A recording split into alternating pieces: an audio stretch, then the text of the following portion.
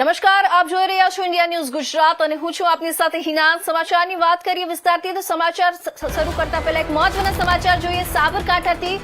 સાબરકાંઠામાં હિંમતનગર વિજાપુર હાઈવે પર અકસ્માત, એકનું મોત।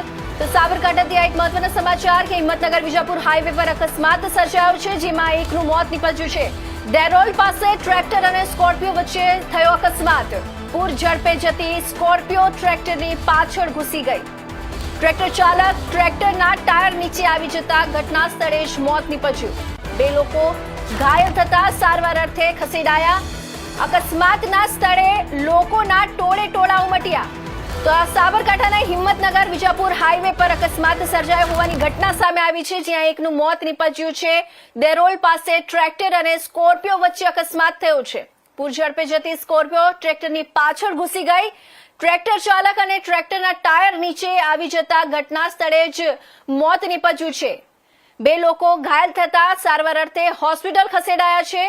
અકસ્માતના સ્થળે લોકોના ટોળે ટોળા ઉમટી પડ્યા હતા।